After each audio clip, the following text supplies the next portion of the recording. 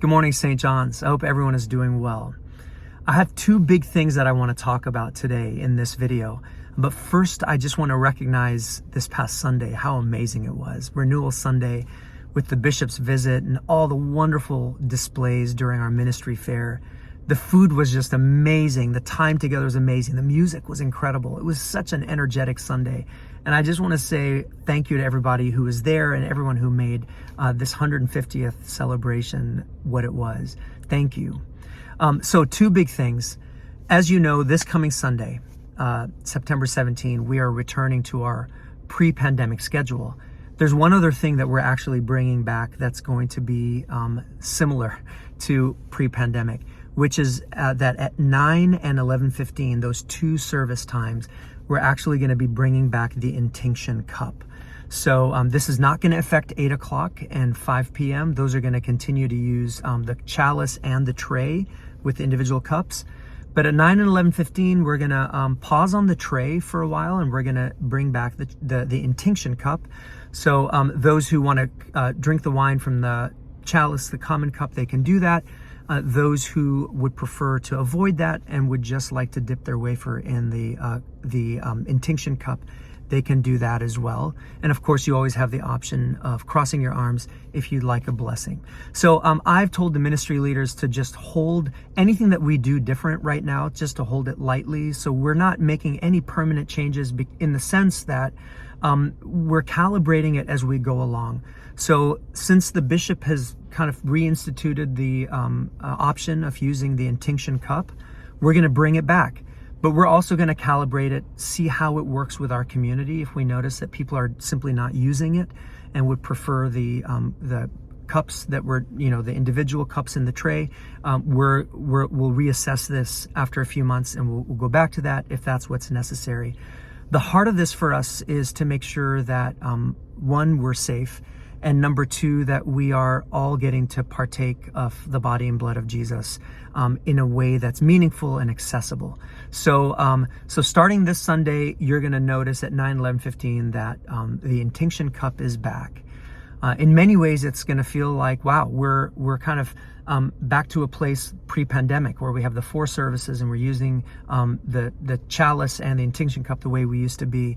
And I hope that will bring for you a sense of calm and stability, and just a sense that that we're in a different place now with COVID.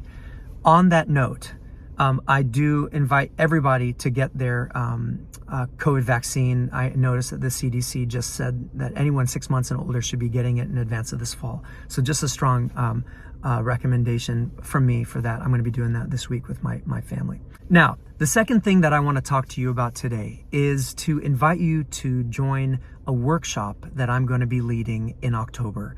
And the workshop is called Faith and Money. If you've been looking for that opportunity to kind of go deeper in a practical way, a way that's relevant to your life, and in a way that builds community and helps you connect to other parishioners in an authentic way, not just surface conversations, but really going to the heart of things, this is your opportunity. It's going to be on 3 separate Tuesdays, and I'll tell you about that in a second.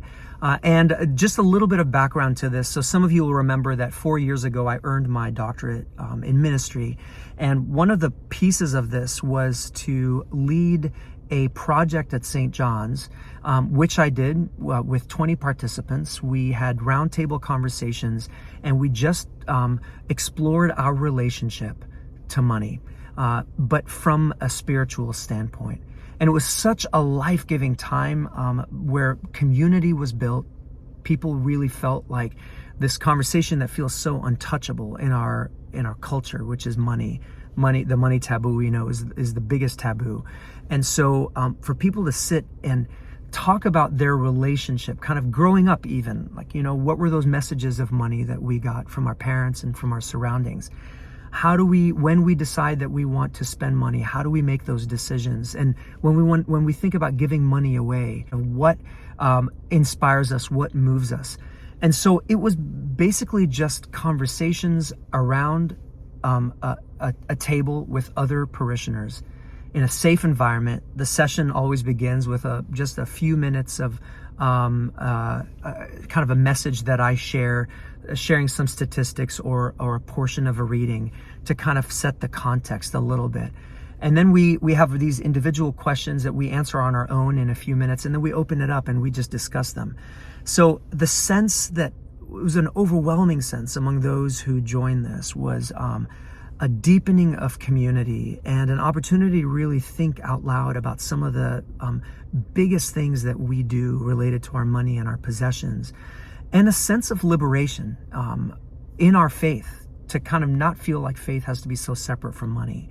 It was such a life-giving time, and I would like to bring that back, not in the context of a doctoral project, but just in the context of St. John's parishioners coming together and talking about important things in a faith context in a way that builds community.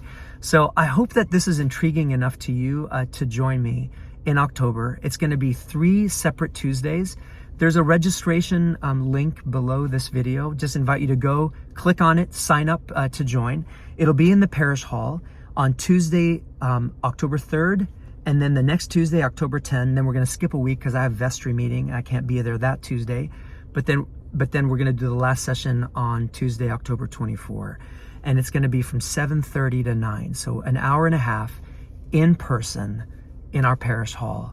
And I guarantee you it's going to be such a life-giving time. The only thing you need to do is register to be a part of it. St. John's, I'm looking forward to entering this program year with you. There's so much good things that are happening. And may God bless us as we continue in this beautiful journey of faith and life. I'll see you Sunday.